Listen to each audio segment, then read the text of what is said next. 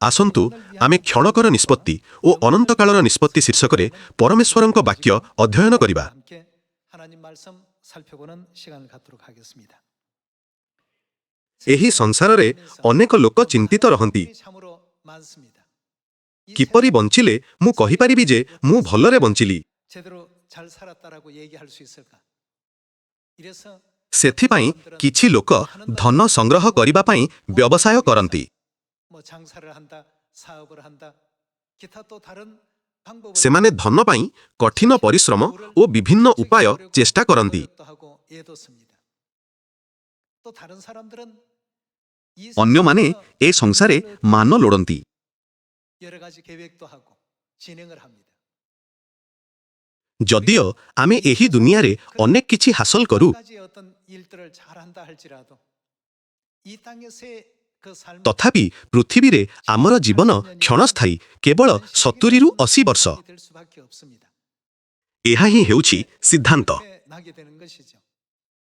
କିନ୍ତୁ ବାଇବଲ ଆମକୁ ଶିକ୍ଷା ଦିଏ ଯେ ସ୍ୱର୍ଗ ଅନନ୍ତ। 영원한 세계라고 이렇게 알려주고 있습니다. 이 ପରମେଶ୍ୱର କହନ୍ତି ଆମକୁ ଅସୀମ ସମୟ ମିଳିବ, ଯାହା ପାର୍ଥିବ ଗଣନାର ବାହାରେ। 우리에게 또 주어지게 된다는 것을 하나님께서는 일깨워 주고 있기 때문에 ତେଣୁ ଆମକୁ ପଚାରିବାକୁ ହେବ, ଆମେ କ୍ଷଣକ ପାଇଁ ବଞ୍ଚିବା ନା ଅନନ୍ତକାଳ ପାଇଁ ବାଛିବା? 영원을 위한 이와 같은 일들을 선택하며 사는 것이 현명할 것인가? ସମୁଦ୍ର ବାଲି ପରି ପ୍ରାୟ 800 କୋଟି ଲୋକ ନିଜ ନିଜ ଜୀବନ ବଞ୍ଚନ୍ତି। 많은 사람들이 그들 나름대로의 오늘의 삶을 살고 있습니다. ଏହି ଜୀବନ ପୃଥିବୀର ସମସ୍ତଙ୍କୁ ସମାନ ଭାବରେ ଦିଆଯାଇଛି। 동일하게 다 주어지고 그 24시간 ପରମେଶ୍ୱର ସବୁ ଦେଶ ଅଞ୍ଚଳରେ ସମସ୍ତଙ୍କୁ 24 ଘଣ୍ଟା ଦିଅନ୍ତି। 또 어떤 지역이든 하나님께서는 공평하게 다 허락하셨습니다. କେତେକ କେବଳ ପୃଥିବୀର ଏହି କ୍ଷଣସ୍ଥାୟୀ ଜୀବନ ପାଇଁ ବଞ୍ଚନ୍ତି। 생각하면서 오늘 하루의 시간을 보내는 사람들이 있겠고 우리와 같이 କିନ୍ତୁ ଅନ୍ୟମାନେ ଆମ୍ଭମାନଙ୍କ ପରି ପରମେଶ୍ୱରଙ୍କ ଅନନ୍ତ ରାଜ୍ୟ ପାଇଁ ପ୍ରସ୍ତୁତ ହୁଅନ୍ତି। 준비하고 예비하는 사람들도 없잖아 있습니다. ବିଶ୍ୱାସର ପୂର୍ବପୁରୁଷ ସଲୋମନ ପୃଥିବୀର ସମସ୍ତଙ୍କର ଇଚ୍ଛା ଅନୁସାରେ ସର୍ବୋତ୍ତମ ଜୀବନଯାପନ କଲେ। 아무 여한 없이 이 땅의 모든 사람들이 가장 바라고 원했던 그런 어떤 환경과 삶 속에 생애를 했습니다. ସେ ଜଣେ ରାଜା ଥିଲେ। 왕으로서 살았지요. 눈이 원하는 것은 ତାଙ୍କ ଆଖି ଯାହା ସବୁ ଚାହୁଁଥିଲା ସେଥିରୁ କିଛି ବଞ୍ଚିତ କରିନଥିଲେ 가져보지 않는 것이 ଏବଂ କ୍ଷମତା, ଧନ ଏବଂ ଖ୍ୟାତି ସମେତ ସେ ଯାହା ଚାହୁଁଥିଲେ ତାହା ପାଇଥିଲେ। 이와 같이 취해봤습니다만 마지막 କିନ୍ତୁ ଶେଷରେ ସେ କହିଲେ ସକଳ ହିଁ ଅସାର। 헛되다고 했습니다. 이 땅의 그 모든 삶들이 그것을 진행하는 ସେ ସେତେବେଳେ ଏହା ବୁଝିପାରି ନଥିଲେ, କିନ୍ତୁ ପଛକୁ ଚାହିଁ ସେ ପଚାରିଲେ ମୁଁ ଏପରି କାହିଁକି କଲି? 이렇게 되돌아보니까 저런 일을 내가 왜 했지? କାହିଁକି ମୁଁ ଏତେ ଚିନ୍ତା କରି ନିଦ ହରାଇ ନିଜ ସ୍ୱାସ୍ଥ୍ୟର କ୍ଷତି କଲି? 하지 아니하고 또 건강을 해쳐가면서 왜 저렇게 ପଛକୁ ଚାହିଁ ସେ କ'ଣ ଦେଖିଲେ? 돌아보니까 모든 것이 다 어떻더라고요. ସେ କହିଲେ ଏହା ସବୁ ଅସାର ଅଟେ। ସେ ଅସାର ବିଷୟ ପଛରେ ଅନ୍ଧ ଭାବରେ ଧାଇଲେ। 목표를 두고 살아갈 만한 가치가 없었다. ଉପଦେଶକ କହୁଅଛନ୍ତି ଅସାରର ଅସାର, ଅସାରର ଅସାର, ସକଳ ହିଁ ଅସାର। 그래서 헛되고 헛되며 헛되고 헛되니 모든 ଏହା ସୋଲୋମନଙ୍କ ଦ୍ୱାରା ଲିଖିତ ଉପଦେଶକ ପୁସ୍ତକର ଆରମ୍ଭରେ ଥିବା ସିଦ୍ଧାନ୍ତ ଥିଲା। 맨 첫머리에 나오는 결론이었습니다. ସେ କେବଳ ବର୍ତ୍ତମାନ ପାଇଁ ବଞ୍ଚୁଥିବାରୁ ଅନନ୍ତକାଳ ନିମନ୍ତେ ପ୍ରସ୍ତୁତ ନଥିଲେ। 미래를 준비하지 못하고 순간적인 ଯେତେବେଳେ ସେ କେବଳ କ୍ଷଣସ୍ଥାୟୀ ସୁଖ ପଛରେ ଗୋଡ଼ାଇ ନିଜ ଜୀବନକୁ ପଛକୁ ଚାହିଁଲେ, ସେ ଅନୁଭବ କଲେ 자신의 삶을 되돌아보았을 때 ସକଳ ହିଁ ଅସାର। 다 헛되고 헛되었다는 것입니다. ସେ ସିଦ୍ଧାନ୍ତ କଲେ ଯେ ପରମେଶ୍ୱରଙ୍କୁ ଭୟ କରିବା ଓ ତାହାଙ୍କ ଆଜ୍ଞା ପାଳନ କରିବା ହିଁ ଜୀବନର ସର୍ବୋତ୍ତମ ପଥ। 목표를 갖고 사는 것이 참으로 올바르고 인생으로서는 가장 중요하고 지당한 어떤 삶이라고 이렇게 설명을 하십니다. 한번 ଏହା ଦେଖି 장면을 ଆସନ୍ତୁ 보시면서 ନିଜକୁ ପଚାରିବା, ଆମ୍ଭେ କ'ଣ କ୍ଷଣକ ପାଇଁ ବଞ୍ଚିବା ନା ଅନନ୍ତ କାଳ ପାଇଁ? 살 것인지 영원을 위한 선택의 시간을 살 건지를 ମୁଁ ଅନୁରୋଧ କରୁଛି ଆମ୍ଭମାନଙ୍କର ଅବଶିଷ୍ଟ ସମୟ ଯେପରି ବ୍ୟର୍ଥ ନଯାଏ। 그런 삶이 이어지기를 부탁을 드리겠습니다. ଆସନ୍ତୁ ଉପଦେଶକ ପୁସ୍ତକ ଅଧ୍ୟାୟ 1 ଖୋଲିବା। ଉପଦେଶକ ଅଧ୍ୟାୟ 1 ପଦ 1। 전도서 1장 1절에 ଦାଉଦଙ୍କର ପୁତ୍ର ଜିରୁସାଲମସ୍ଥ ରାଜା ଉପଦେଶକଙ୍କର ବାକ୍ୟମାଳା। ଉପଦେଶକ କହୁଅଛନ୍ତି, ଅସାରର ଅସାର, ଅସାରର ଅସାର, ସକଳ ହିଁ ଅସାର। ମନୁଷ୍ୟ ସୂର୍ଯ୍ୟ ତଳେ ଯେ ପରିଶ୍ରମରେ ପରିସ୍ରା ହୁଏ, ତାହାର ସେହି ସବୁରୁ କି ଲାଭ? ଏକ ପୁରୁଷ ବହିଯାଏ ଓ ଅନ୍ୟ ପୁରୁଷ ଆସେ, କିନ୍ତୁ ପୃଥିବୀ ସଦାକାଳ ଥାଏ। ମଧ୍ୟ ସୂର୍ଯ୍ୟ ଉଦିତ ହୁଏ ଓ ସୂର୍ଯ୍ୟ ଅସ୍ତ ହୁଏ, ପୁଣି ଆପଣା ଉଦୟ ସ୍ଥାନକୁ ଯିବା ପାଇଁ ସତ୍ୱର ହୁଏ। ବାୟୁ ଦକ୍ଷିଣ ଦିଗକୁ ଯାଏ ଓ ଉତ୍ତର ଦିଗକୁ ଫେରେ, ଆପଣା ପଥରେ ନିତ୍ୟ ନିତ୍ୟ ଘୂରେ ଓ ବାୟୁ ଆପଣା ଚକ୍ରକୁ ପୁନର୍ବାର ଫେରେ। ନଦୀ ସବୁ ସମୁଦ୍ରକୁ ବହିଯାଆନ୍ତି, ତଥାପି ସମୁଦ୍ର ପୂର୍ଣ୍ଣ ହୁଏ ନାହିଁ। ନଦୀ ସବୁ ଆପଣା ଆପଣା ଗମନ ସ୍ଥାନକୁ ପୁନର୍ବାର ଗମନ କରନ୍ତି। ସମଗ୍ର ବିଷୟ କ୍ଳାନ୍ତିପୂର୍ଣ୍ଣ, ମନୁଷ୍ୟ ତାହା ବର୍ଣ୍ଣନା କରିପାରେ ନାହିଁ। ଚକ୍ଷୁ ଦର୍ଶନରେ ତୃପ୍ତ ନୁହେଁ, କିଅବା କର୍ଣ୍ଣ ଶ୍ରବଣରେ ତୃପ୍ତ ନୁହେଁ। ଯାହା ହୋଇଅଛି ତାହା ହିଁ ହେବ ଓ ଯାହା କରାଯାଇଅଛି ତାହା ହିଁ କରାଯିବ। ପୁଣି ସୂର୍ଯ୍ୟ ତଳେ କୌଣସି ନୂତନ ବିଷୟ ନାହିଁ। ଯହିଁ ବିଷୟରେ ମନୁଷ୍ୟମାନେ କହନ୍ତି, ଦେଖ ଏହା ନୂତନ, ଏପରିକି କୌଣସି ବିଷୟ ଅଛି, ତାହା ତ ଏଠି ପୂର୍ବେ ଆମ୍ଭମାନଙ୍କ ପୂର୍ବକାଳୀନ ସମୟରେ ଥିଲା। ପୂର୍ବକାଳୀନ ଲୋକମାନଙ୍କ ବିଷୟରେ କିଛି ସ୍ମରଣ ନଥାଏ, କିମ୍ବା ଭବିଷ୍ୟତ କାଳରେ ଯେଉଁମାନେ ଉତ୍ପନ୍ନ ହେବେ ସେମାନଙ୍କ ସ୍ମରଣ ହିଁ ଉତ୍ତରକାଳୀନ ଭବିଷ୍ୟତ ଲୋକମାନଙ୍କ ମଧ୍ୟରେ ନଥିବ। ସେ ବିସ୍ତୃତ ଭାବରେ ବୁଝାନ୍ତି। ଧନ, ସମ୍ମାନ ଓ ଉଚ୍ଚାଭିଳାଷର ଇଚ୍ଛା ପବନ ଧରିବା ପରି ବ୍ୟର୍ଥ ବୋଲି ସେ କହିଲେ। 사람들이 추구하는 물질 소유욕, 또 명예 소유욕, ସେ କୌଣସି ପ୍ରକୃତ ଲାଭ ପାଇଲେ ନାହିଁ। 에 대한 부분들까지 전부 열거를 했습니다만 알고 보니까 결국에는 자신에게 유익되는 일은 아무것도 없었다는 사실을 କେବଳ ସଲୋମନ ଏପରି ନଥିଲେ। 솔로몬만 그런 것이 아닙니다. ପ୍ରସିଦ୍ଧ ବୀର ଆଲେକ୍ଜାଣ୍ଡାର ମହାନଙ୍କର ଏକ ବଡ଼ ସ୍ୱପ୍ନ ଥିଲା। 알렉산더 대왕도 꿈은 대단했습니다. ସେ ବିଶ୍ୱ ଜୟ କରିବାର ସ୍ୱପ୍ନ ଦେଖିଥିଲେ, କିନ୍ତୁ ମାତ୍ର 33 ବର୍ଷ ବୟସରେ ତାଙ୍କର ମୃତ୍ୟୁ ହେଲା। ତାଙ୍କର ଶେଷ ଇଚ୍ଛା ଥିଲା, ମୋର ଗୋଟିଏ ହାତ ଶବପେଟିକାରୁ ବାହାରକୁ ଝୁଲୁ, ଯେପରି ଲୋକେ ଦେଖିବେ ମୁଁ ଖାଲି ହାତରେ ଯାଉଛି। 마지막 유언으로 그걸 남기고 죽었습니다. ପ୍ରତ୍ୟେକ ଶିଶୁ ମୁଠା ବାନ୍ଧି ଜନ୍ମ ହୁଏ। 주먹을 쥐고 태어난답니다. ସେମାନେ ସବୁ କିଛି ପାଇବାକୁ, ସଂସାରକୁ ଜୟ କରିବାକୁ ଜନ୍ମ ହୁଅନ୍ତି। 생취하겠다. 이런 어떤 욕망으로 태어나지만 갈 때는 କିନ୍ତୁ ଯିବାବେଳେ ସମସ୍ତେ ଖାଲି ହାତରେ ଯାଆନ୍ତି। 잡은 것이 없습니다 하는 이렇게 빈손으로 돌아간다. ଏହି ସତ୍ୟ ଦେଖାଇବାକୁ ଯେ ଆମ୍ଭେ ଖାଲି ହାତରେ ଯାଉ, ସେ କହିଲେ, ମୋର ଗୋଟିଏ ହାତ ଶବପେଟିକାରୁ ବାହାରକୁ ଝୁଲୁ। 고쳐주고 싶은 마음에서 손 하나를 내놓도록끔 하라고 명령을 했다고 합니다. ଆମ ପାର୍ଥିବ ଜୀବନ ପାଇଁ ଏହା ସତ୍ୟ। ଆମ୍ଭେ ଭାବୁ ଏହି ବ୍ୟବସାୟ ବହୁତ ଲାଭ ଦେବ ଓ ସେହି କାମ ବଡ଼ ସଫଳତା ଆଣିବ। କିନ୍ତୁ ଏହି ପାର୍ଥିବ ବ୍ୟବସ୍ଥା କିଛି ଅନନ୍ତ ବିଷୟ ଦେଇପାରିବ ନାହିଁ, କାରଣ ଏହି ପୃଥିବୀ ଏକ ଆଶ୍ରୟ ନଗର ଅଟେ। ଏହି ପୃଥିବୀ ଏକ ଅସ୍ଥାୟୀ ସ୍ଥାନ। ଏଥିପାଇଁ ଅନେକ ଦାର୍ଶନିକ, ଜ୍ଞାନୀ ଲୋକ ଓ ବାଇବେଲ ମଧ୍ୟ ସମାନ କଥା କହନ୍ତି। ଏହା କୁହେ ଯେ ଆମ୍ଭେ କେବଳ ପଥିକ ଅଟୁ, ହଁ ନା? ଲୋକମାନେ ଏହା ଜାଣନ୍ତି ନାହିଁ। ସେମାନେ ଭାବନ୍ତି ଏହି ସଂସାର ହିଁ ସବୁକିଛି। ଶେଷରେ ସେମାନଙ୍କର କ'ଣ ହୁଏ?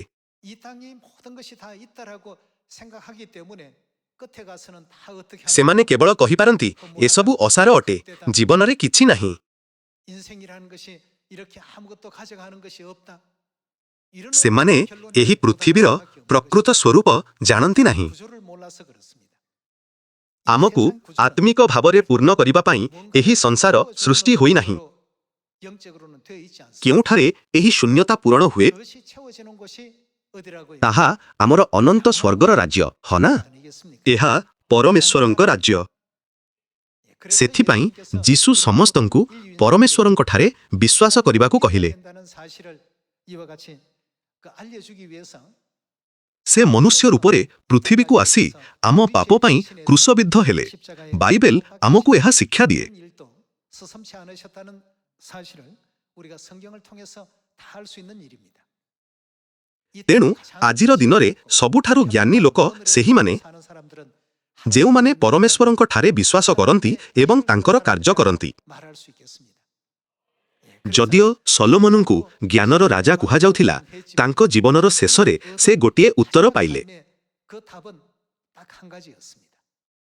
ଉପଦେଶକ ଅଧ୍ୟାୟ 1 ଠାରୁ 10 ଏବଂ 11 ପର୍ଯ୍ୟନ୍ତ ସେ ଲେଖିଛନ୍ତି ଯେ ଆମ ଜୀବନ ବାୟୁକୁ ଧରିବା ପରି ଅସାର କାର୍ଯ୍ୟରେ ପରିପୂର୍ଣ୍ଣ।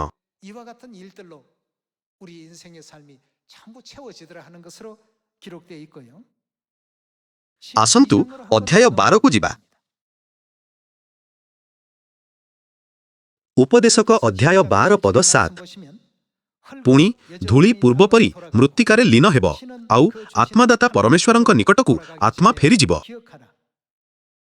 ଯେତେବେଳେ ଜଣେ ମନୁଷ୍ୟ ମରେ, ତାହାର ଶରୀର ଧୂଳିରେ ମିଶିଯାଏ, ତାହାର ଆତ୍ମା ପରମେଶ୍ୱରଙ୍କ ନିକଟକୁ ଫେରିଯାଏ।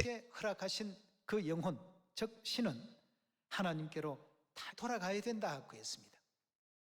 ତେଣୁ ଆମର ଆତ୍ମା ହିଁ ଆମ ଜୀବନର ସାର, ହଁ ନା? 우리 속에 있는 영혼 아니겠습니까? ଆତ୍ମା ଏବେ ଶରୀରରେ ବାସ କରେ, କିନ୍ତୁ ମୃତ୍ୟୁ ସମୟରେ ଆତ୍ମା ଓ ଶରୀର ଅଲଗା ହୋଇଯାଏ। ଶରୀର ଧୂଳିରେ ମିଶିଯାଏ, ଆମ୍ଭ ଆତ୍ମା ପରମେଶ୍ୱରଙ୍କ ଅନନ୍ତ ରାଜ୍ୟକୁ ଯାଏ। ତାପରେ ସ୍ଥିର ହୁଏ, ଆମ୍ଭେ ସ୍ୱର୍ଗକୁ ଯିବୁ ନା ନର୍କରେ ଚିରକାଳ ଦଣ୍ଡ ପାଇବୁ। ବାଇବଲ କହେ ସେତେବେଳେ ଆମ୍ଭ ଭବିଷ୍ୟତ ସ୍ଥିର ହୁଏ। ଉପଦେଶକ ପୁସ୍ତକରେ ଏହା ସଲୋମନଙ୍କ ସିଦ୍ଧାନ୍ତ। ଆସନ୍ତୁ ପଦ 8 ଦେଖିବା। ସେ କ'ଣ କହୁଛନ୍ତି? ଉପଦେଶକ କହେ, ଅସାରର ଅସାର, ସବୁ ହିଁ ଅସାର। ଏହା ପଢ଼ି ଆପଣଙ୍କୁ ଲାଗିପାରେ ଯେ ବାଇବଲ ଦୁଃଖ ଓ ନିରାଶାରେ ପୂର୍ଣ୍ଣ, କିନ୍ତୁ ତାହା ସତ୍ୟ ନୁହେଁ। 구성이 된 책처럼 느끼실지도 모르겠는데요. 결단코 아닙니다. ଶାସ୍ତ୍ର ଆମ୍ଭଙ୍କୁ ପୃଥିବୀରେ ବିଶ୍ୱସ୍ତ ଭାବେ ବଞ୍ଚିବାକୁ ଓ ତାହାଙ୍କ ରାଜ୍ୟରେ ପରମେଶ୍ୱରଙ୍କ ଆଶୀର୍ବାଦ ପାଇବାକୁ ଶିଖାଏ। 이런 제 선택을 해야 된다는 것입니다. ଆସନ୍ତୁ ପଦ 13ରେ ସଲୋମନଙ୍କ ସିଦ୍ଧାନ୍ତ ଦେଖିବା। 한번 넘어가 보도록 하겠습니다. ଆସନ୍ତୁ ପଦ 13 ଦେଖିବା। ସାର୍, କଥା ଏହି ସବୁ ଶୁଣାଯାଇଅଛି, ପରମେଶ୍ୱରଙ୍କୁ ଭୟ କର ଓ ତାଙ୍କର ଆଜ୍ଞା ସବୁ ପାଳନ କର, କାରଣ ଏହା ହିଁ ମନୁଷ୍ୟର ପୂର୍ଣ୍ଣ କର୍ତ୍ତବ୍ୟ କର୍ମ। ସେ ସିଦ୍ଧାନ୍ତ କଲେ ପୃଥିବୀରେ ବଞ୍ଚିବାର ଶ୍ରେଷ୍ଠ ଉପାୟ ହେଉଛି ପରମେଶ୍ୱରଙ୍କୁ ଭୟ କରିବା ଓ ତାଙ୍କର ଆଜ୍ଞା ପାଳିବା। 이 땅에 살아가는 인생으로서 가장 현명한 삶이라고 이와 같이 결론 내렸습니다. ଜ୍ଞାନ, ଖ୍ୟାତି, ଧନ କିମ୍ବା ସ୍ନେହ ପାଇବାର ଇଚ୍ଛା ଭଳି ଅନ୍ୟ ବିଷୟଗୁଡ଼ିକର ଶେଷରେ କ'ଣ ହୁଏ? 탐하는 것, 온갖 어떤 그 내용들은 결국 끝에 가보니까 다 어떻더라고요? ରାଜା ସଲୋମନ କହିଲେ, ଏହା ହିଁ ବାୟୁର ପଶ୍ଚାଦ୍ଧାବନ ବୋଲି ଜାଣିଲି। ସରଳ ଭାବରେ କହିଲେ କିଛି ବାକି ରହେ ନାହିଁ ଏବଂ କିଛି ଲାଭ ହୁଏ ନାହିଁ। 결과가 주어졌다는 것을 이건 ଏହା କେବଳ ସଲୋମନଙ୍କ ପାଇଁ ସତ୍ୟ ନୁହେଁ, ବରଂ ଦୁନିଆର ମହାନ ବ୍ୟକ୍ତିମାନଙ୍କ ପାଇଁ ମଧ୍ୟ ସତ୍ୟ, ଯେଉଁମାନେ ସମସ୍ତେ ସମାନ କାହାଣୀ କରନ୍ତି। 그와 같이 하고 있습니다. 그 위인들 କ'ଣ ଏହା କେବଳ ମହାନ ଲୋକଙ୍କ ପାଇଁ ସତ୍ୟ? 보통 평범한 ଏହା ସାଧାରଣ ଲୋକଙ୍କ ପାଇଁ ମଧ୍ୟ ସମାନ। 조차도 내가 왕년에 젊었을 때에는 참 ସାଧାରଣ ଲୋକମାନେ ମଧ୍ୟ କୁହନ୍ତି, ଯେତେବେଳେ ମୁଁ ଯୁବକ ଥିଲି ମୁଁ କେତେ ମହାନ ଥିଲି, କିନ୍ତୁ ବୟସ ବଢ଼ିବାରୁ ବନ୍ଧୁ, ପଡ଼ୋଶୀ ସମସ୍ତେ ଛାଡ଼ି ଚାଲିଗଲେ। 이웃도 떠나고 모두가 다 사라지더라. 내가 뭘 위해서 이 세월을 이렇게 ମୁଁ କାହିଁକି ଏ ଜୀବନ ବଞ୍ଚିଲି ଜାଣିନି। 그렇게 얘기하는 사람들 ଅଧିକାଂଶ ଲୋକ ଏହା କୁହନ୍ତି। 다수라고 봐도 과언이 아닙니다.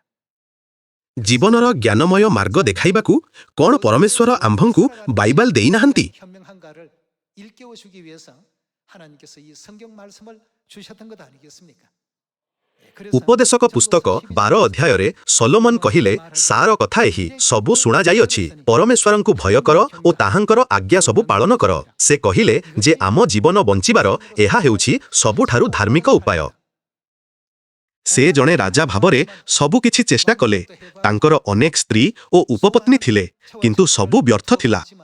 그것도 다 헛된 일이었고 솔로몬의 재산이 엄청났죠. ସଲୋମନଙ୍କର ପ୍ରଚୁର ଧନ ସମ୍ପତ୍ତି ଥିଲା, 다 의미가 କିନ୍ତୁ 없었고 ତାଙ୍କର ପ୍ରଚୁର ଧନ, ଜ୍ଞାନ ଏବଂ ସମ୍ମାନ ସବୁକିଛି ବ୍ୟର୍ଥ ଥିଲା। 의미가 없더라는 것입니다. 생명이 이제 ଜୀବନର ଶେଷରେ ସେ ଦେଖିଲେ ଯେ ତାଙ୍କର ଅର୍ଜିତ କୌଣସି ବିଷୟ ତାଙ୍କୁ ବଞ୍ଚାଇ ପାରିଲା ନାହିଁ। 자기의 생명 하나 건져낼 수 있는 그런 도구도 되지 못했더라는 것이죠. ସମସ୍ତେ ଆଜିର ବାଇବେଲ ଶିକ୍ଷାକୁ ଅଣଦେଖା ନ କରି ଆମ୍ଭ ଜୀବନକୁ ସୁଧାରିବା ଉଚିତ। 흐트러게 듣지 마시고 우리 삶의 어떤 그 방향을 바르게 ଆମ୍ଭେ 정해야 됩니다. ପରମେଶ୍ୱରଙ୍କ କାର୍ଯ୍ୟ ପରିଶ୍ରମ ସହ କରିବା। 그래서 하나님의 일을 우리가 힘써 해야 되겠습니다. ଆମ୍ଭେ ଉତ୍ସାହରେ, ପ୍ରାର୍ଥନା ଓ ନିଷ୍ଠାରେ ବାକ୍ୟ ଅଧ୍ୟୟନ କରିବା। 세상을 또 깨우쳐서 ଆମ୍ଭେ ସମସ୍ତ ହୃଦୟ, ମନ ଓ ଶକ୍ତିରେ ଜଗତକୁ ଜାଗ୍ରତ କରିବା। 다 인도해 갈 수 있는 이런 일에 ଲୋକଙ୍କୁ ପଶ୍ଚାତାପ କରାଇବା ଓ ସ୍ୱର୍ଗକୁ ପଥ ଦେଖାଇବା ଉଚିତ। 모두가 꼭 되셔야 되겠습니다. 그래서 ଏଣୁ ପରମେଶ୍ୱର ପ୍ରଥମ ପିତାରେ ନିଜ ରାଜ୍ୟର କାର୍ଯ୍ୟ ଦେଖାନ୍ତି। 베드로전서에서는 이렇게 알려주고 있습니다. ଆସନ୍ତୁ ପ୍ରଥମ ପିତର ଅଧ୍ୟାୟ 1 ପଦ 7 ପଢ଼ିବା। ପ୍ରଥମ ପିତର ଅଧ୍ୟାୟ 1 ପଦ 7। ଯେପରି ଅଗ୍ନି ଦ୍ୱାରା ପରୀକ୍ଷିତ କ୍ଷୟଣୀୟ ସୁବର୍ଣ୍ଣ ଅପେକ୍ଷା ଅଧିକ ବହୁମୂଲ୍ୟ, ଯେ ତୁମ୍ଭମାନଙ୍କର ପରୀକ୍ଷା ସିଦ୍ଧ ବିଶ୍ୱାସ ତାହା ଯୀଶୁ ଖ୍ରୀଷ୍ଟଙ୍କ ପ୍ରକାଶିତ ହେବା ସମୟରେ ପ୍ରଶଂସା, ଗୌରବ ଓ ସମ୍ଭ୍ରମର କାରଣ ହେବ। 예수를 너희가 보지 ତୁମ୍ଭେମାନେ ତାହାଙ୍କୁ ନ ଦେଖି ପ୍ରେମ କରୁଅଛ, ପୁଣି ଏବେ ସୁଦ୍ଧା ନ ଦେଖିଲେ ହେଁ ତାହାଙ୍କଠାରେ ବିଶ୍ୱାସ କରି ଅକଥନୀୟ ଓ ଗୌରବଯୁକ୍ତ ଆନନ୍ଦରେ 믿음의 ତୁମ୍ଭମାନଙ୍କର ବିଶ୍ୱାସର ଲକ୍ଷ୍ୟ ଯେ 뭘 받는 것이라 ତୁମ୍ଭେମାନେ କ'ଣ ପାଉଅଛ? 영혼의 ଆତ୍ମାର ପରିତ୍ରାଣ ତାହା ପାଉଅଛ। ଯେତେବେଳେ ଆମ୍ଭର ଆତ୍ମା ପରିତ୍ରାଣ ପାଇବ, ଆମ୍ଭେ କେଉଁଠାକୁ ଯିବା? 영원한 천국으로 가게 되고 죄삼 ଆମ୍ଭେ ସ୍ୱର୍ଗର ରାଜ୍ୟକୁ ଯାଉଁ, ପାପର କ୍ଷମା ପାଉଁ ଓ ଅନନ୍ତ ରାଜ୍ୟରେ ପ୍ରବେଶ କରୁ। 하나님을 모시고 세세토록 କ'ଣ ଆମ୍ଭେ ପରମେଶ୍ୱରଙ୍କ ସହ ରହି ତାହାଙ୍କ ଆଶୀର୍ବାଦ ଚିରକାଳ ଉପଭୋଗ କରିବା ନାହିଁ? 시간이 주어지지 않겠습니까? ପ୍ରଥମ କରିନ୍ଥିୟ ଅଧ୍ୟାୟ 2ରେ ପ୍ରେରିତ ସ୍ୱର୍ଗକୁ ଏହିପରି ବର୍ଣ୍ଣନା କରିଛନ୍ତି। 우리 ଆସନ୍ତୁ ଆମେ ପ୍ରଥମ କରିନ୍ଥିୟ ଅଧ୍ୟାୟ 2କୁ ଯିବା। ପ୍ରଥମ କରିନ୍ଥିୟ ଅଧ୍ୟାୟ 2 ପଦ 9। କିନ୍ତୁ ଯେପରି ଲେଖା ଅଛି, ଚକ୍ଷୁ ଯାହା ଦେଖି ନାହିଁ, କର୍ଣ୍ଣ ଯାହା ଶୁଣି ନାହିଁ, ଆଉ ମନୁଷ୍ୟର ହୃଦୟରେ ଯାହା ଜାତ ହୋଇନାହିଁ, ଯେ ସମସ୍ତ ବିଷୟ ଈଶ୍ୱର ଆପଣା ପ୍ରେମକାରୀ ଲୋକମାନଙ୍କ ନିମନ୍ତେ ପ୍ରସ୍ତୁତ କରିଅଛନ୍ତି। ପ୍ରଥମ କରିନ୍ଥିୟ ଅଧ୍ୟାୟ 2 ଆମକୁ କୁହେ ଯେ ପରମେଶ୍ୱରଙ୍କୁ ପ୍ରେମ କରୁଥିବା ଲୋକଙ୍କ ପାଇଁ ତାହାଙ୍କ ଦ୍ୱାରା ପ୍ରସ୍ତୁତ ସ୍ୱର୍ଗ କଳ୍ପନାତୀତ ଅଟେ। 고린도전서 2장에서는 우리에게 또 알려주고 있습니다. ଏକ ଗୌରବମୟ ଜଗତ ଯାହା କେହି ଦେଖିନି, ଶୁଣିନି କି କଳ୍ପନା କରିନି। 또 인간이 가지고 있는 최상의 상상력을 동원하더라도 그 세계의 아름다움에 도달할 수 없는 이런 ପରମେଶ୍ୱର ଆମ ପାଇଁ ଏପରି ଜଗତ ପ୍ରସ୍ତୁତ କରୁଛନ୍ତି ବୋଲି ଆମକୁ ଜଣାନ୍ତି। 계시고 우리 위해서 준비하고 계신다고 이렇게 일깨워주고 있습니다. ଏହା ସେହି ଜଗତ ଯାହା ପାଉଲ ତୃତୀୟ ସ୍ୱର୍ଗରେ ଦେଖିଥିଲେ। 하늘에 대한 말로 형언할 수 없는 ସେଠାରେ ଅବର୍ଣ୍ଣନୀୟ ସାନ୍ତ୍ୱନା ଓ ଦୃଶ୍ୟ ଥିଲା। 광경들이 펼쳐지게 되는 곳입니다. ଦାନିଏଲ କହିଥିଲେ ଯେ ପବିତ୍ର ଲୋକମାନେ ସେହି ଜଗତକୁ ଅନନ୍ତ କାଳ ପାଇଁ ଅଧିକାର କରିବେ। 사도 바울은 ପ୍ରଥମ କରିନ୍ଥିୟ ଅଧ୍ୟାୟ 2ରେ ପାଉଲ ଲେଖିଲେ ଯେ 보지 못하고 ଆମକୁ ଏପରି ଏକ ଜଗତ ଦିଆଯିବ ଯାହା କେହି ଦେଖିନି, ଶୁଣିନି କି କଳ୍ପନା କରିନି। 우리에게 주어진다고 하는데 여러분 ଭାଇ ଓ ଭଉଣୀମାନେ, ଯଦି ଏହି ଜଗତକୁ ସତ ମାନ, ତେବେ ଆମେ ସାଧାରଣ ଭାବେ ବଞ୍ଚିବା ଉଚିତ ନୁହେଁ। 평범하게 이렇게 살아서는 안 됩니다. ଯଦି ମୁଁ ଏହି ଅଦ୍ଭୁତ ଜଗତ ପାଏ, ତେବେ ମୋର କ'ଣ କରିବା ଉଚିତ? 내가 어떻게 해야 될까? ଆମର ଭାଷା ପ୍ରସ୍ତୁତ କରିବା ଉଚିତ। ସେଠାରେ ଭଲରେ ରହିବାକୁ ଆମର ସବୁକିଛି ଅଧ୍ୟୟନ କରିବା ଉଚିତ, ନୁହେଁ କି? 조금 만들어야 되지 않겠습니까? 또그 ଆମର ଏହା ମଧ୍ୟ ଭାବିବା ଉଚିତ, ସେହି ଜଗତକୁ ଶାସନ କରୁଥିବା ପରମେଶ୍ୱରଙ୍କୁ ପ୍ରସନ୍ନ କରିବା ପାଇଁ ମୁଁ କ'ଣ କରିପାରିବି? 생각도 해봐야 되겠죠. ଯଦି ଆମେ ଅନନ୍ତ ସ୍ୱର୍ଗରେ ବିଶ୍ୱାସ କରୁ, ତେବେ ଆମର ସେଥିପାଇଁ କ'ଣ ପ୍ରସ୍ତୁତ କରିବା ଉଚିତ? 준비할까? ପୃଥିବୀରେ ଆମ୍ଭେ କିପରି ଜୀବନଯାପନ କରିବା? ଆମ୍ଭେ ଲୋକ ଦେଖାଇ ହେବା ପାଇଁ ବଞ୍ଚିବା ଉଚିତ ନୁହେଁ। ଆମ୍ଭେ ଯେଉଁ ରାଜ୍ୟ ଚାହୁଁ ସେଥିପାଇଁ ଏବେଠାରୁ କିପରି ବଞ୍ଚିବା? ଆମ୍ଭଙ୍କୁ ନିଜକୁ ସଜାଡ଼ିବା ଉଚିତ। ଏଥିପାଇଁ ପରମେଶ୍ୱରଙ୍କର ଶିକ୍ଷା ନୂତନ ନିୟମ ମଧ୍ୟରେ ସଜ୍ଜିତ ହୋଇଛି, ହଁ ନା? ଆମ୍ଭେ ବିଶ୍ରାମର ଦିନ ଓ ବାର୍ଷିକ ପର୍ବ ପାଳନ କରୁ। ପୁଣି ପରମେଶ୍ୱରଙ୍କ ବାକ୍ୟ ତାଙ୍କ ଲୋକଙ୍କୁ ସିୟନରେ କର୍ମ କରି ଜଗତର ଲବଣ ଓ ଜ୍ୟୋତି ହେବାକୁ କହେ।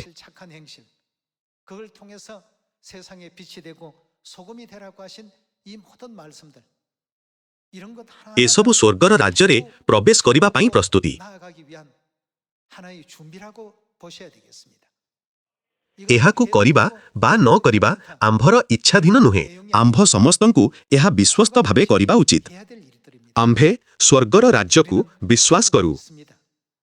ପ୍ରଥମ କରିନ୍ଥୀୟ ଅଧ୍ୟାୟ 2 ପରି ଆଖି ନ ଦେଖିଥିବା, କାନ ନ ଶୁଣିଥିବା, ମନ କଳ୍ପନା ନ କରିଥିବା ଏକ ଜଗତ ଆମ୍ଭର ହେବ ବୋଲି ଆମ୍ଭେ ବିଶ୍ୱାସ କରୁ। ଆମ୍ଭେ ପରମେଶ୍ୱରଙ୍କ ପ୍ରତିଜ୍ଞାକୁ ବିଶ୍ୱାସ କରୁ। ତେବେ ସେହି ଜଗତ ପାଇଁ ଆମ୍ଭେ କିପରି ବଞ୍ଚିବା ତାହା ଭାବିବା ଉଚିତ। ଜଣେ ଯାତ୍ରୀର ଜୀବନ କିପରି ହୋଇଥାଏ? ସ୍ଥାୟୀ ବାସିନ୍ଦାର ଜୀବନଯାତ୍ରୀର ଜୀବନଠାରୁ ଭିନ୍ନ।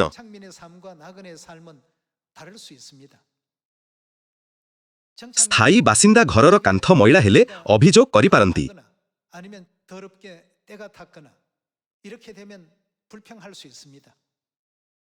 ସେମାନେ ଅଭିଯୋଗ କରି ଠିକ୍ କରିପାରନ୍ତି, କିନ୍ତୁ ଯାତ୍ରୀମାନେ କ'ଣ?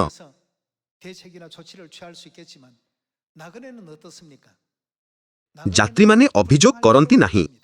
ସେମାନେ ପରଦିନ ସକାଳେ ଯିବେ। ସେଥିପାଇଁ ପରମେଶ୍ୱର ଆମ ପାର୍ଥିବ ଜୀବନକୁ ଯାତ୍ରୀର ଜୀବନ କହିଛନ୍ତି। ଆମ୍ଭମାନଙ୍କ ଜୀବନ ଏହିପରି। ଆମ ଜୀବନ ଏକ ତୀର୍ଥଯାତ୍ରା, ନୁହେଁ କି? କେତେବେଳେ ଆମେ ଏକ ସଫା ଘରେ ରହିପାରୁ, ଆଉ କେତେବେଳେ ଟିକିଏ ମଇଳା ଘରେ।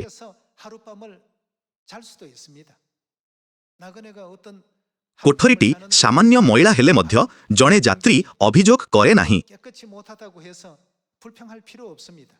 ତାଙ୍କୁ ପରଦିନ ସକାଳେ ଯିବାର ଅଛି। ସେଥିପାଇଁ ପରମେଶ୍ୱରଙ୍କ ଦାନରେ ଆମେ ସନ୍ତୁଷ୍ଟ ଓ ଧନ୍ୟବାଦୀ ହେବା ଉଚିତ। ଆମର ଗନ୍ତବ୍ୟସ୍ଥଳ ସ୍ୱର୍ଗର ରାଜ୍ୟ, ନୁହେଁ କି? ସ୍ୱର୍ଗରେ ସବୁକିଛି ଆମ ଆଶା ଓ ଇଚ୍ଛାଠାରୁ ଅଧିକ। ସ୍ୱର୍ଗ ଆମ କଳ୍ପନାଠାରୁ ପଏଁ।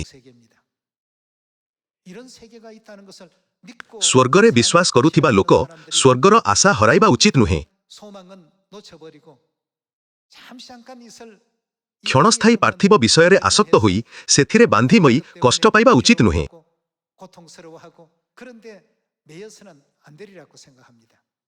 କ୍ଷଣିକକୁ ବାଛିବା ନା ଅନନ୍ତକୁ, ଏହା ଆମର ନିଷ୍ପତ୍ତି।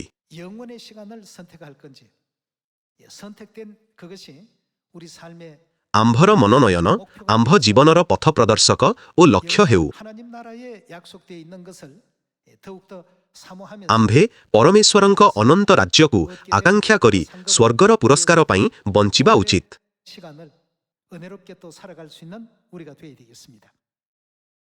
ଆସନ୍ତୁ ପ୍ରକାଶିତ ବାକ୍ୟ ଅଧ୍ୟାୟ 21 ପଦ 1 ପଢ଼ିବା। ପ୍ରକାଶିତ ବାକ୍ୟ ଅଧ୍ୟାୟ 21 ପଦ 1। ପରେ ମୁଁ ଏକ ନୂତନ ଆକାଶମଣ୍ଡଳ ଓ ନୂତନ ପୃଥିବୀ ଦେଖିଲି, କାରଣ ପ୍ରଥମ ଆକାଶମଣ୍ଡଳ ଓ ପ୍ରଥମ ପୃଥିବୀ ଲୋପ ପାଇଥିଲା, ପୁଣି ସମୁଦ୍ର ଆଉ ନଥିଲା। ନୂତନ ଆକାଶ ଓ ନୂତନ ପୃଥିବୀର ଅର୍ଥ ପରମେଶ୍ୱରଙ୍କ ଦ୍ୱାରା ପ୍ରସ୍ତୁତ ଗୌରବମୟ ସ୍ୱର୍ଗ। ସେଠାରେ କ'ଣ ଘଟିବ ତାହା ଦେଖିବା ପାଇଁ ଆସନ୍ତୁ ପଦ 4 ପଢ଼ିବା। ଆସନ୍ତୁ ପଦ 4 ପଢ଼ିବା। ସେମାନଙ୍କ ଚକ୍ଷୁରୁ ସମସ୍ତ ଅଶ୍ରୁଜଳ ପୋଛିଦେବେ, ଆଉ କ'ଣ ହେବ ନାହିଁ? ମୃତ୍ୟୁ ଘଟିବ ନାହିଁ। ଯେହେତୁ ମୃତ୍ୟୁ ପାପରୁ ଆସେ, ଏହାର ଅର୍ଥ ପାପ ମଧ୍ୟ ଦୂର ହୋଇଯାଏ। ଆଉ ମୃତ୍ୟୁ ନାହିଁ, ଅର୍ଥାତ୍ ସେଠାରେ ଅନନ୍ତ ଜୀବନ ଅଛି।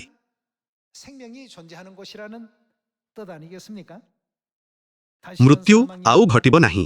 ଶୋକ କି କ୍ରନ୍ଦନ କି ବ୍ୟଥା ଆଉ ହେବ ନାହିଁ, କାରଣ ପୂର୍ବ ବିଷୟ ସବୁ ଲୋପ ପାଇଅଛି। 처음 것들이 다 지나가서 밀려라.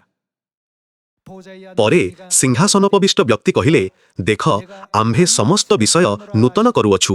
ଆଉ ସେ କହିଲେ, ଲେଖ, କାରଣ ଏହି ସମସ୍ତ ବାକ୍ୟ ବିଶ୍ୱସନୀୟ ଓ ସତ୍ୟ। ଏହା ଭୌତିକ ଜଗତରେ ଆମ୍ଭେ ଜାଣିଥିବା ଜୀବନ ନୁହେଁ। ପରମେଶ୍ୱର କହନ୍ତି, ସେ ଏକ ନୂତନ ଅନୁଭବର ସ୍ୱର୍ଗ ପ୍ରସ୍ତୁତ କରି ଆମ୍ଭକୁ ଅପେକ୍ଷା କରିଛନ୍ତି। ଆମ୍ଭର କ୍ଷଣିକ ଜୀବନ ଆମ୍ଭ ଅନନ୍ତ ଜୀବନକୁ ଟପି ପାରିବ ନାହିଁ। ଉଦାହରଣ ସ୍ୱରୂପ, ଯଦି ଆପଣ କୋରିଆ ବଦଳରେ ସବୁଦିନ ପାଇଁ ଆମେରିକାରେ ରହିପାରିବେ,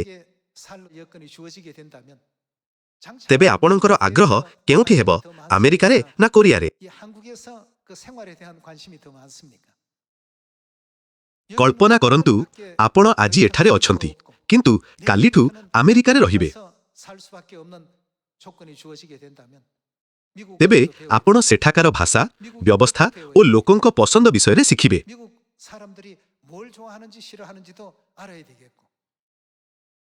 ଆପଣ ଭାବିବେ, ମୁଁ ଏପରି ବଞ୍ଚିଛି, କିନ୍ତୁ ସେଠାରେ ଖାପ ଖୁଆଇବାକୁ ମୋର କ'ଣ ଅଭାବ ଅଛି ତାହା ଖୋଜି ପୂରଣ କରିବାକୁ ହେବ। ଏହି ପୃଥିବୀ ଆମ୍ଭମାନଙ୍କ ପାଇଁ ସେହିପରି। ସ୍ୱର୍ଗ ଅନନ୍ତ ଜୀବନ ପାଇଁ। ପୃଥିବୀରେ 30 ବିନା 40 ବର୍ଷ ପଳକରେ ଚାଲିଯାଏ। ତେବେ ଯଦିଓ ଆମେ ପୃଥିବୀରେ ରହୁ, ଆମର ପ୍ରକୃତ ଆତ୍ମିକ ଗୃହ ତ ସ୍ୱର୍ଗ, ହଁ ନା? କ'ଣ ମୁଁ ସ୍ୱର୍ଗ ପାଇଁ ପରମେଶ୍ୱରଙ୍କୁ ସନ୍ତୁଷ୍ଟ କରି ବଞ୍ଚିଲି? କ'ଣ ମୁଁ ଠିକ୍ ଭାବରେ ବଞ୍ଚିଲି? କ'ଣ ମୁଁ ପରମେଶ୍ୱରଙ୍କୁ ଗୌରବ ଦେଇଛି? ଆସନ୍ତୁ ପୁଣି ଭାବିବା, ମୁଁ କ୍ଷଣକ ପାଇଁ ବାଛୁଛି ନା ଚିରକାଳ ପାଇଁ?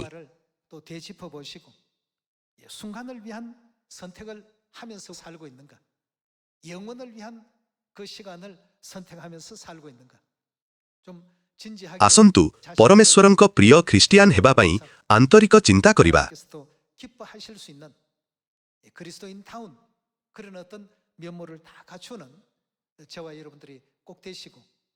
ମୁଁ ଅନୁରୋଧ କରୁଛି, ଏହି ଅନ୍ଧାର ଜଗତକୁ ଆଶା ଓ ସ୍ୱର୍ଗର ଭରସା ଦିଅନ୍ତୁ।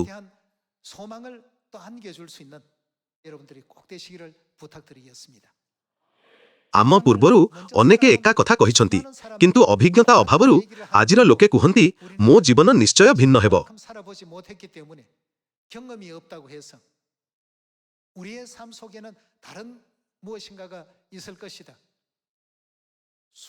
ଇତିହାସରେ ଅନେକ ଦାର୍ଶନିକ, ବୈଜ୍ଞାନିକ, ବୀର ଓ ରାଜବଂଶୀ ଥିଲେ।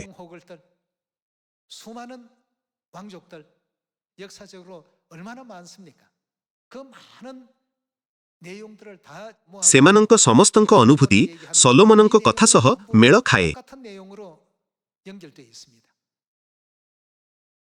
ଆପଣମାନେ ସାମ୍ପ୍ରତିକ ସମୟର ମହାନାୟକ ନେପୋଲିଅନଙ୍କୁ ତ ଜାଣିଥିବେ।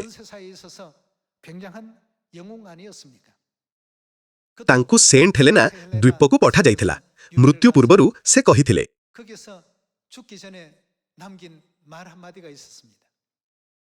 ଯୀଶୁ ବିଫଳ ମନେ ହେଉଥିଲେ, କିନ୍ତୁ ଏବେ ସେ ସାରା ଜଗତକୁ ଶାସନ କରନ୍ତି। ମୁଁ ସଫଳ ମନେ ହେଉଥିଲି, କିନ୍ତୁ ଏହି ଛୋଟ ଦ୍ୱୀପରେ ଏକାକୀ ମରୁଛି। ତାଙ୍କ କହିବାର ଅର୍ଥ ଥିଲା, ଯୀଶୁ ବିଫଳ ମନେ ହେଉଥିଲେ, କିନ୍ତୁ ସଫଳ ହେଲେ। ମୁଁ ସଫଳ ମନେ ହେଉଥିଲି, କିନ୍ତୁ ବିଫଳ ହେଲି।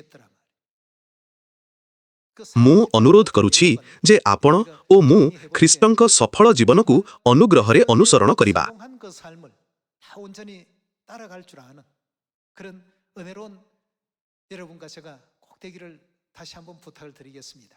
ଆଜି ଘରକୁ ଯାଇ ନିଜକୁ ପଚାରନ୍ତୁ, କ'ଣ ମୁଁ ପ୍ରକୃତରେ ଠିକ୍ ପଥରେ ଅଛି? ଚର୍ଚ୍ଚା ଯାଉଥିଲେ ବି କ'ଣ ମୋ ମନ ଏବେ ବି ଜଗତରେ ଅଛି? କ'ଣ ମୁଁ ଅଧିକ ସାଂସାରିକ ଓ ପରମେଶ୍ୱରଙ୍କର ଇଚ୍ଛିତ ଗୁଣବିହୀନ? 갖추고 있지는 못한가? ମୁଁ ଅନୁରୋଧ କରୁଛି ଆପଣମାନେ ଆତ୍ମଚିନ୍ତନ ପାଇଁ ସମୟ ନିଅନ୍ତୁ। 이런 시간적 여유도 다 가져주시길 부탁드리겠습니다. ଏପରି କରି ଆସନ୍ତୁ ପ୍ରତିଦିନ ପରମେଶ୍ୱରଙ୍କ ସହ ସ୍ୱର୍ଗର ରାଜ୍ୟ ଆଡ଼କୁ ଚାଲିବା। ଏହା ସହିତ ମୁଁ ଆଜିର ଉପଦେଶ ସମାପ୍ତ କରୁଛି। 부탁드리면서 말씀 ଆପଣଙ୍କୁ ବହୁତ ବହୁତ ଧନ୍ୟବାଦ।